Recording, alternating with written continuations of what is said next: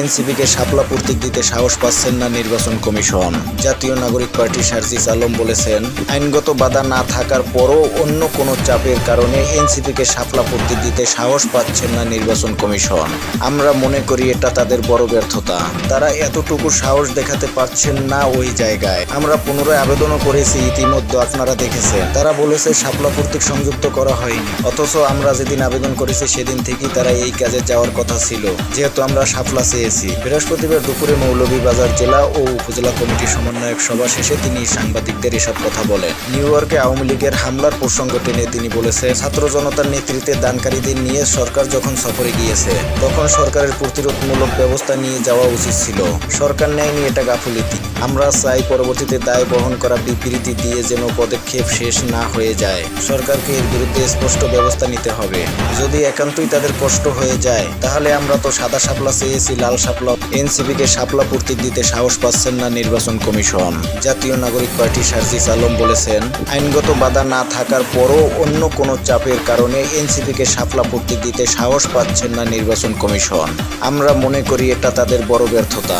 তারা এতটুকু সাহস দেখাতে পারছেন না ওই জায়গায়। আমরা পুনরায় আবেদনও করেছি, ইতিমধ্যে আপনারা দেখেছেন। তারা বলেছে শাপলা প্রতীক সংযুক্ত করা হয়নি, অথচ আমরা যেদিন আবেদন করেছি সেদিন থেকেই তারা এই কাজে যাওয়ার কথা ছিল, যেহেতু আমরা শাপলা চেয়েছি। বৃহস্পতিবার দুপুরে মৌলভীবাজার জেলা ও উপজেলা কমিটির সমন্বয়ক সভা শেষে তিনি সাংবাদিকদের এসব কথা বলেন। নিউ ইয়র্কে আওয়ামী লীগের হামলার প্রসঙ্গ টেনে তিনি বলেছেন, ছাত্র জনতার নেতৃত্বে দানকারীদের নিয়ে সরকার যখন সফরে গিয়েছে তখন সরকারের প্রতিরোধমূলক ব্যবস্থা নিয়ে যাওয়া উচিত ছিল।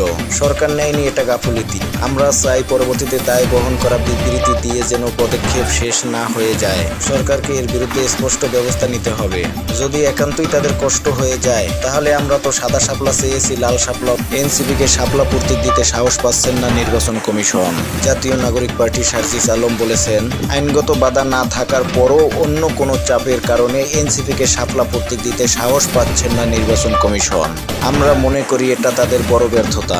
তারা এতটুকু সাহস দেখাতে পারছেন না ওই জায়গায়। আমরা পুনরায় আবেদনও করেছি, ইতিমধ্যে আপনারা দেখেছেন। তারা বলেছে শাপলা প্রতীক সংযুক্ত করা হয়নি, অথচ আমরা যেদিন আবেদন করেছি সেদিন থেকেই তারা এই কাজে যাওয়ার কথা ছিল, যেহেতু আমরা শাপলা চেয়েছি। বৃহস্পতিবার দুপুরে মৌলভীবাজার জেলা ও উপজেলা কমিটির সমন্বয়ক সভা শেষে তিনি সাংবাদিকদের এসব কথা বলেন। নিউ ইয়র্কে আওয়ামী লীগের হামলার প্রসঙ্গ টেনে তিনি বলেছেন, ছাত্র জনতার নেতৃত্বে দানকারীদের নিয়ে সরকার যখন সফরে গিয়েছে তখন সরকারের প্রতিরোধমূলক ব্যবস্থা নিয়ে যাওয়া উচিত ছিল।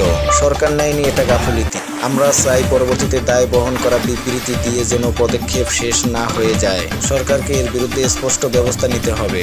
যদি একান্তই তাদের কষ্ট হয়ে যায় তাহলে আমরা তো সাদা শাপলা চেয়েছি, লাল শাপলা। এনসিপিকে শাপলা প্রতীক দিতে সাহস পাচ্ছেন না নির্বাচন কমিশন।